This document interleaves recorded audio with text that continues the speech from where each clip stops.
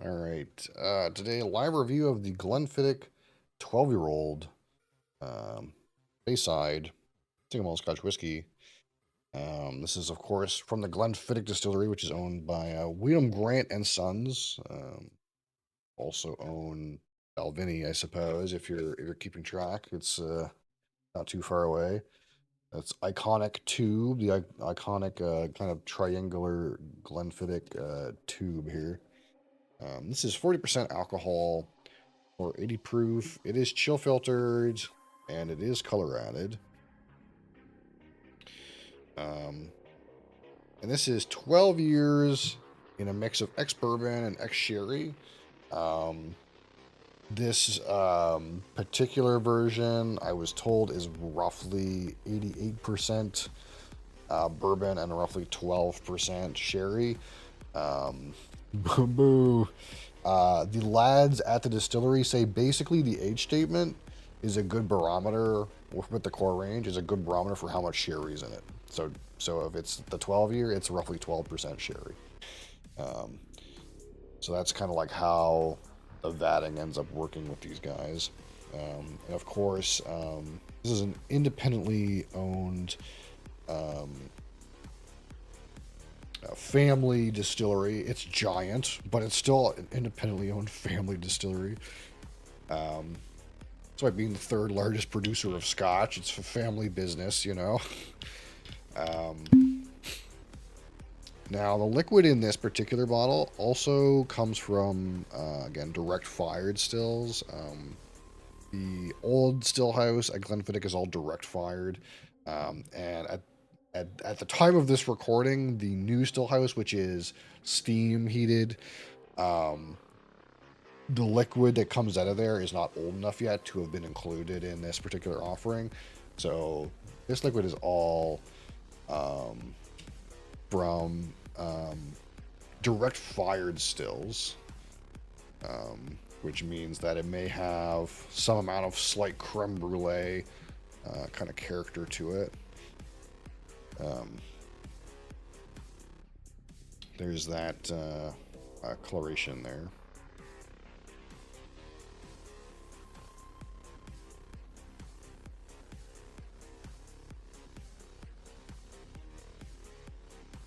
And of course, one of the things about Glenfiddich, which is a little different, is when you do a tour of the Glenfiddich distillery, you see they have a whole bunch of really giant fucking barrels, like barrels way too big to be used to mature whiskey in. Really giant barrels. I'm assuming they do this for all of their offerings, but when they marry the whiskey, they marry it in these giant barrels. Um, and it's not just blended and bottled, it's blended and married for a significant amount of time for the whiskeys in the vat to kind of like intermingle and kind of get acquainted with themselves over a longer period, which may help them harmonize. Of course, this is even more so with the 15, where they have a giant vat that has never been empty.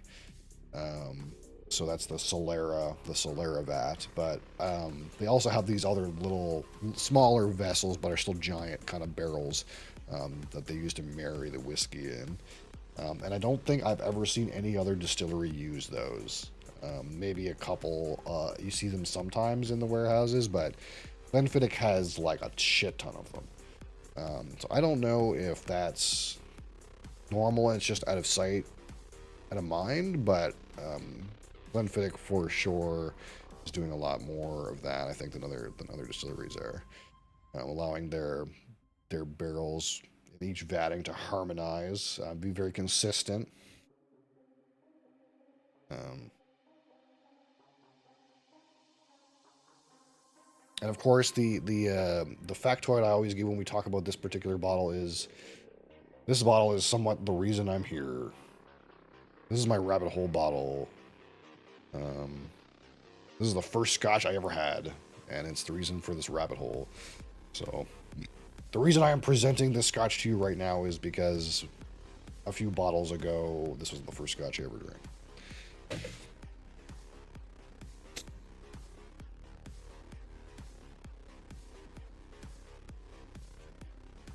So again, we're going to rate this out of 100, 25 for aroma, 25 for palate, 25 for finish, 10 for texture, and 15 for my personal experience.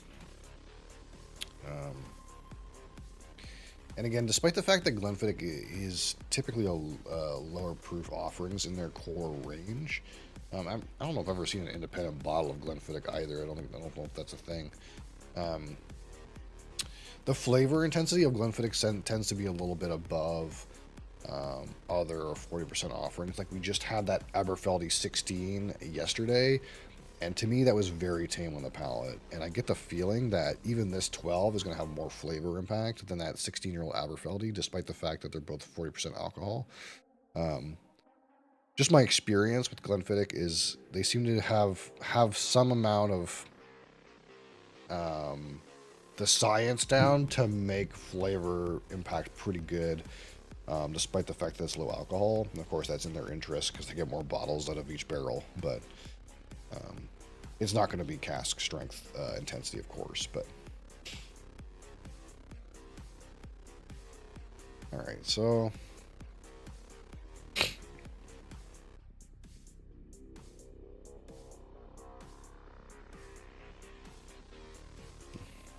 The first thing that jumps right at me is like a fresh orchard apple, and another note that comes with Glenfiddich for me is kind of a yeasty note. Of course, that's a malty note, but with Glenfiddich for me, it kind of presents very yeasty, like fresh baked bread, bread right out of the oven. This sort of idea, bread dough. Less like grainy and malty and more like fresh baked bread. A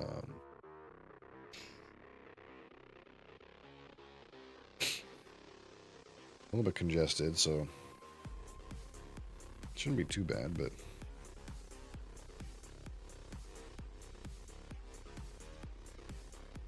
yeah, those orchard fruits are definitely present with a small amount of spiciness.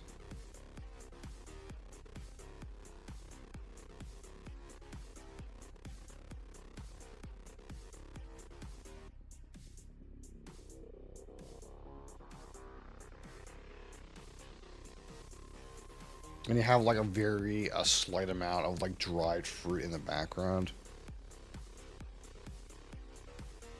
Like maybe like hints of raisin and dried apricot, like deep in there.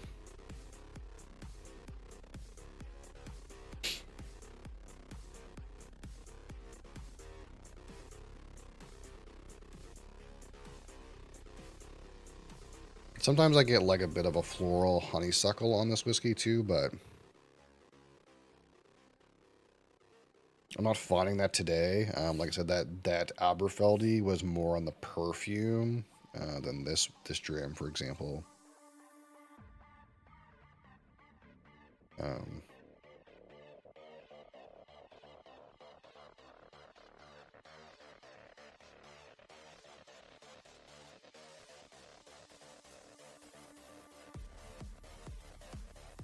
and there's just like a very slight, like very slight hint of like a burnt sugar.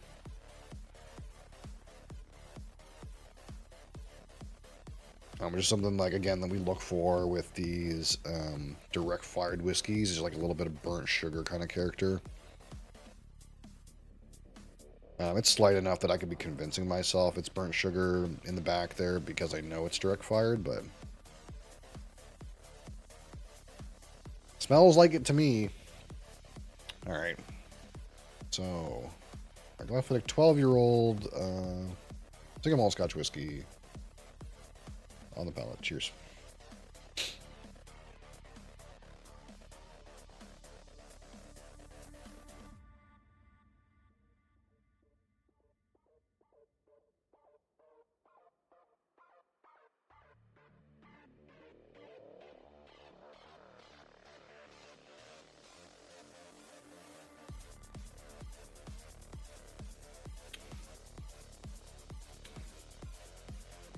See, the palate for this one is more expressive for me than like those Aberfeldies that we had.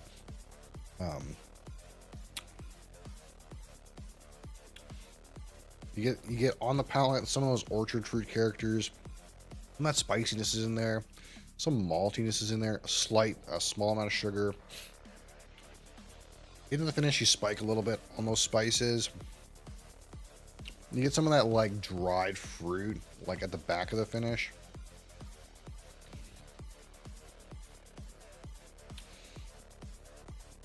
Finish is like maybe medium minus.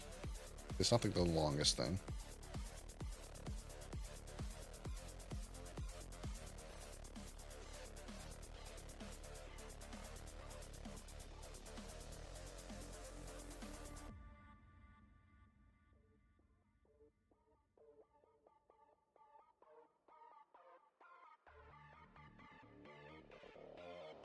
Huh. Today I'm getting like a waxy note, but that's not, I don't remember getting one before, like maybe ever. Whatever's on my palate today, I'm getting a waxy note out of this nose. Straight up candle wax, like that slight, sort of like bitter candle wax.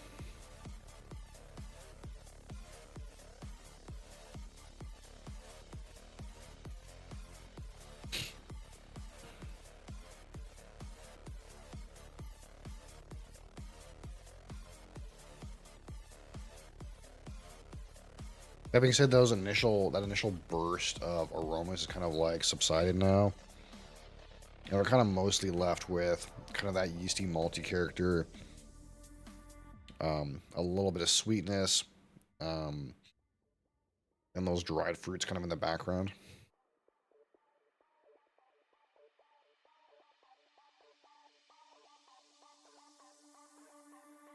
Definitely a little bit of wax on this today, which is interesting.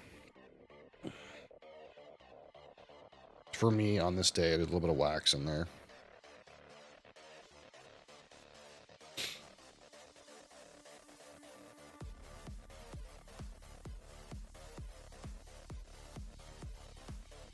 And I'm not really getting like a floral note, which again, sometimes I feel like I get a floral note off this whiskey, but today.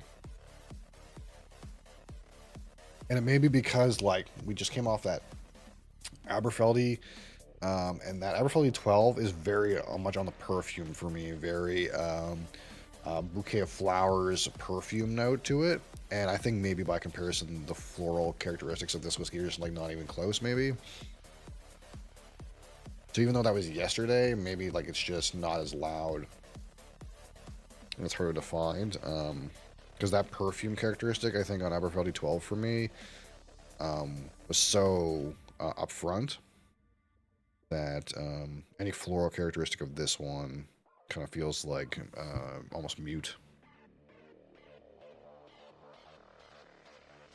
But again, that malt character presenting as like fresh bread or very yeasty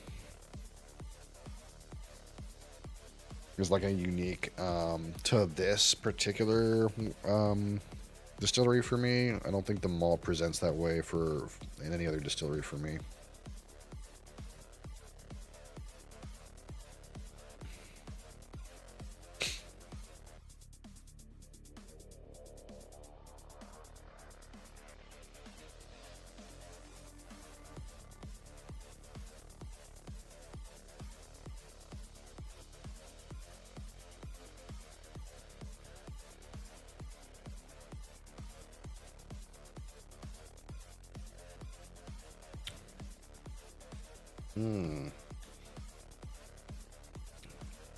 That dried fruit kind of like tickles on the palate a little bit.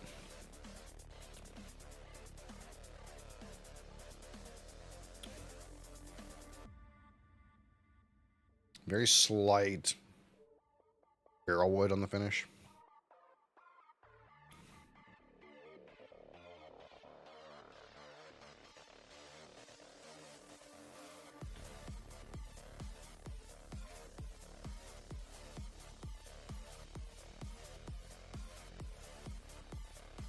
Kind of feels like we have a sip, then we go in and we get some like pretty pretty strong aromas, and then the same ones kind of we've already been discussing. Then after you nose it for a few times, they kind of like just taper down.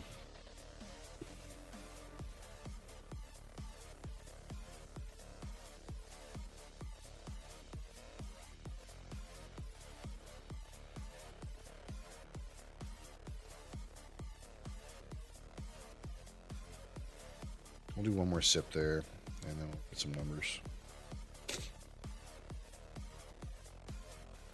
I don't remember what we rated the 15.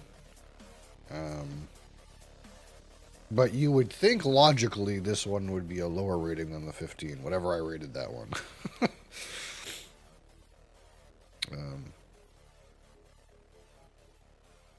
We'll see.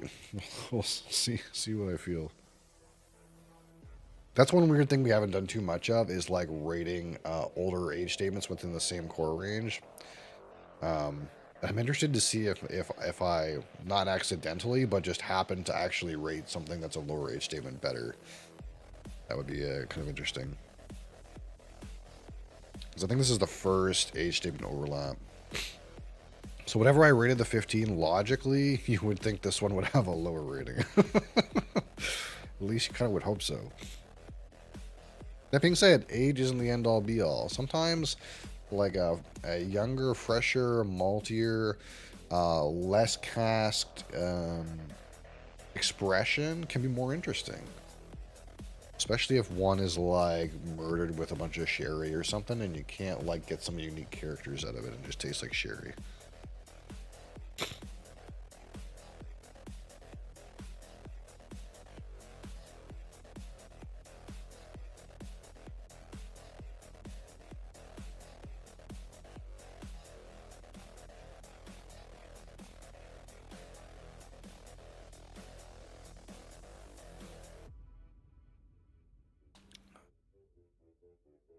Texture is a little bit on the thin side, but that's kind of like assumed, I suppose.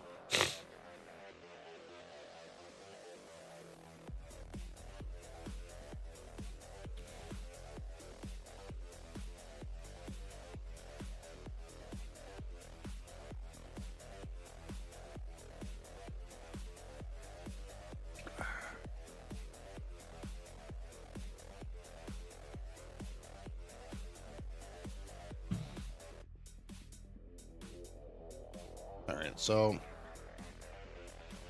at 25 from the top, let's talk about the aroma.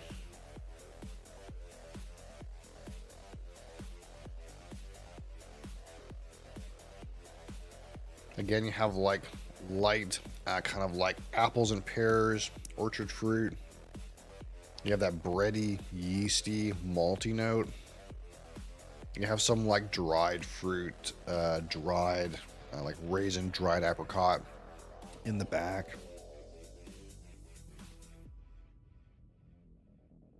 There's a very slight, sweet, burnt sugar characteristic. And every so often today, I'm getting just like a hint of like a waxiness. Maybe a little more than a hint, but like a good, you know, not major, but minor hint of a waxiness.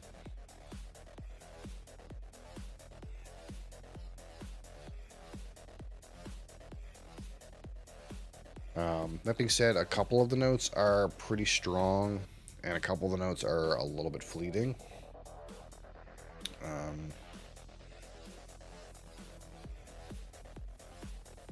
And of course, they kind of subside a little bit after you kind of like nose it repeatedly. They kind of like,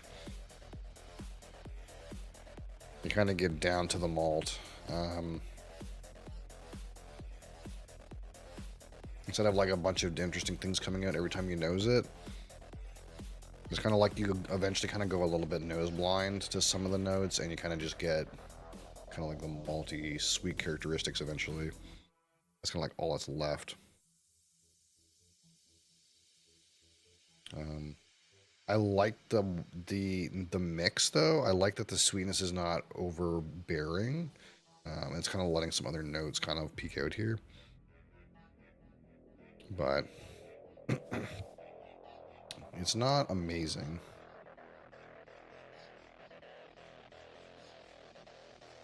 We'll call the aroma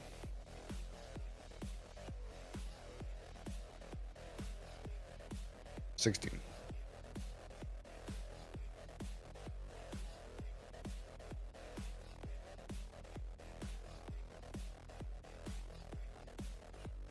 It's got several notes. It's kind of got a mix of intensities.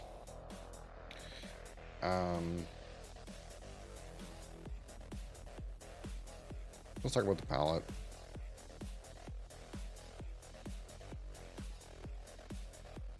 Which actually has a good amount of variability to it. It's kind of like a little on the thin side, but the flavor impact is pretty reasonable.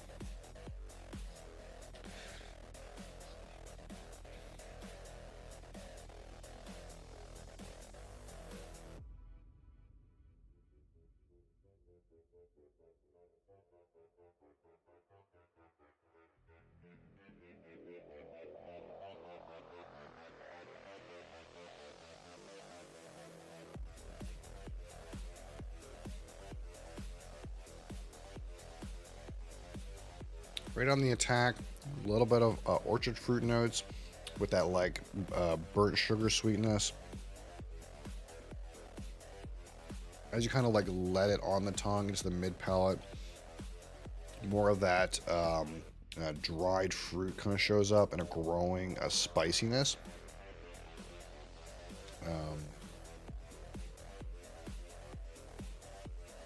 Flavor intensity is like medium. It's not like super loud and cask strength. But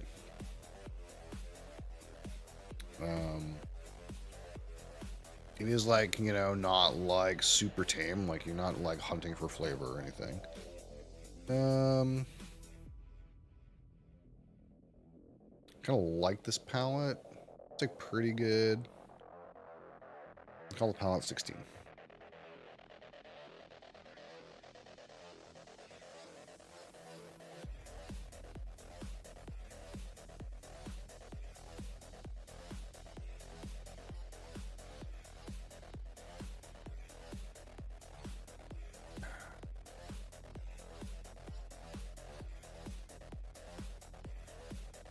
And lastly, the finish, which is not super long.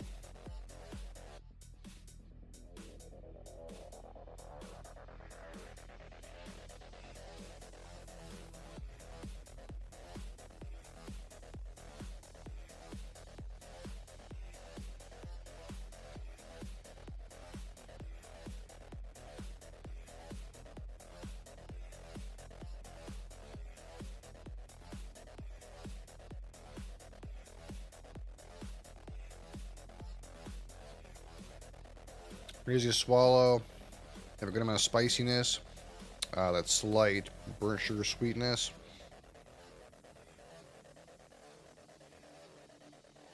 Again, mostly spicy and sweet. You get a little bit of like bitterness, assuming it's barrel bitter related. And then you start to get some of those dried fruits kind of near the end.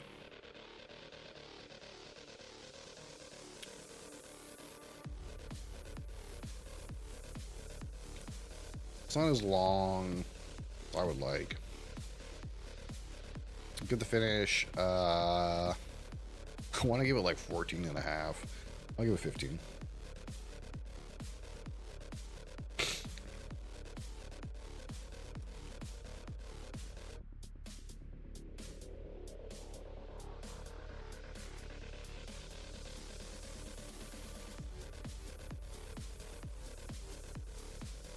We'll talk about the texture, which again is not great.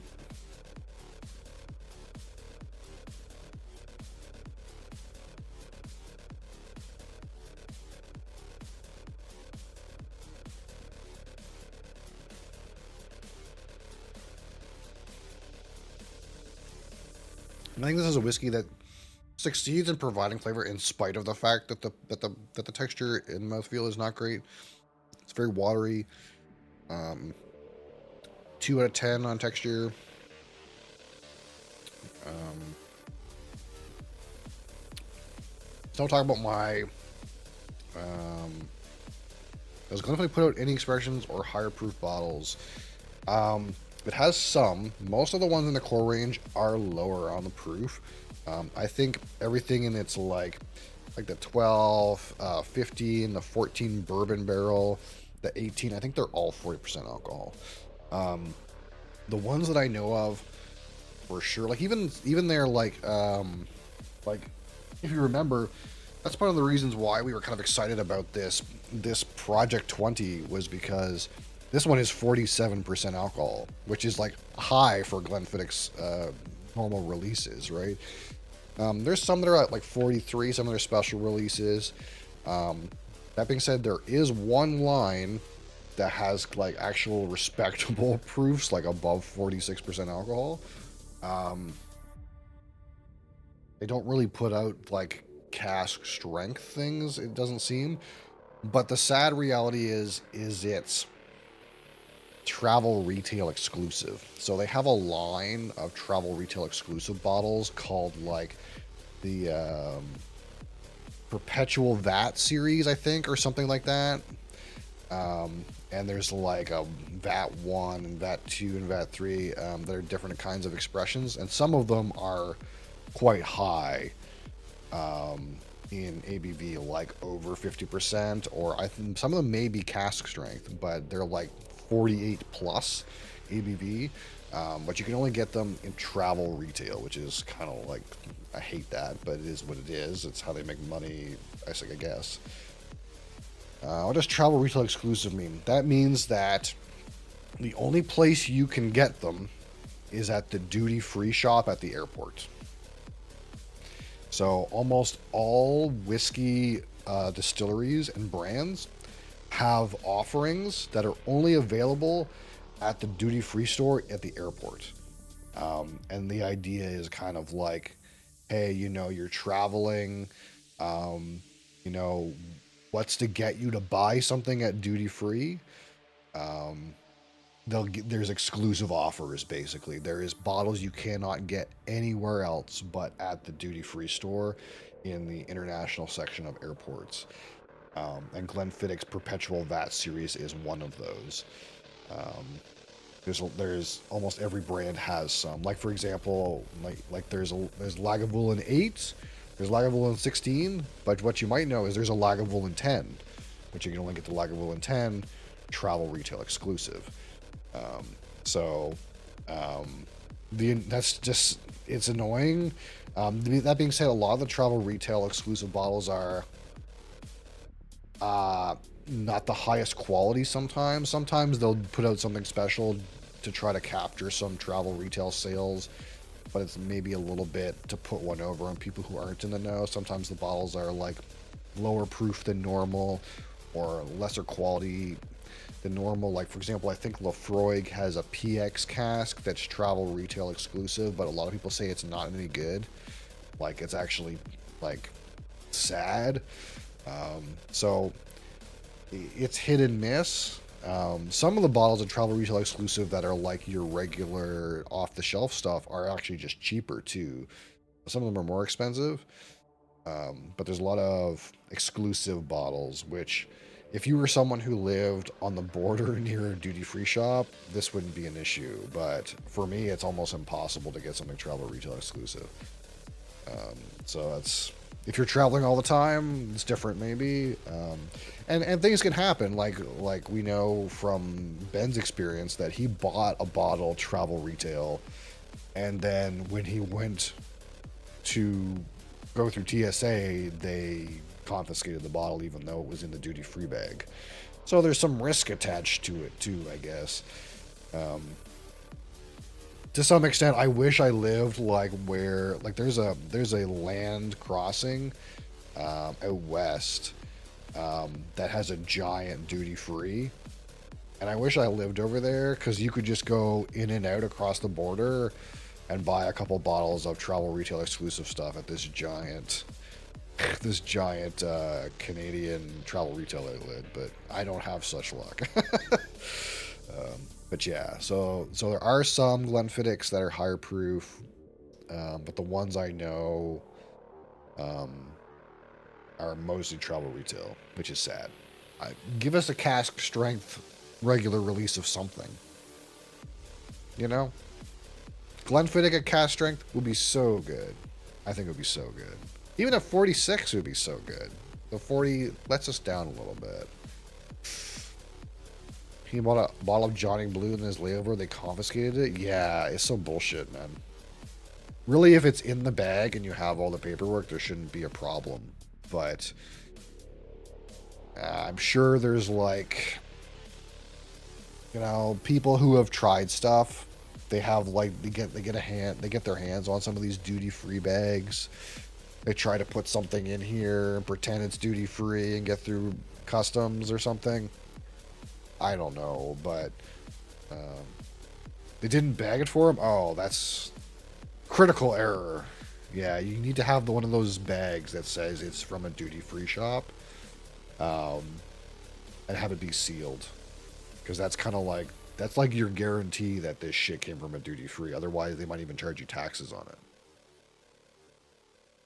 Of course, you have your personal allowance, but yeah. So at a 15, my personal experience, you know, it's pretty good for a 40% alcohol 12-year-old. This is a pretty great offering. I think it's a little up in price compared to some comparable 40% alcohol 12-year-olds, but I think this is doing some solid things for 40% alcohol. It's not super watered down. It's not like a blended scotch where sometimes it doesn't have a lot of flavor. It is still smooth, but provides just enough unique character that it's a little bit interesting. There's definitely some interesting elements in here that are more than just generic Speyside Scotch things going on. And again, the unique characteristics of this bottle, in some extent, are the reason why I've fallen in love with Scotch. So in that way, it's doing some good things. But it's not like doing anything crazy interesting, you know. It's got some fruit, it's got some spice, a little sweet, a little bit of sherry tickle in there. Smooth and approachable. 5 out of 15. Not bad. So if we do the mathematics here, 16 and 16, 15 and 2 and 5 is 54. 54 out of 100. And we call this good. It's good. It's a good whiskey. It's good.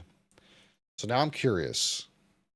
I don't remember what we gave the 15-year-old, but I feel like it was more than 54.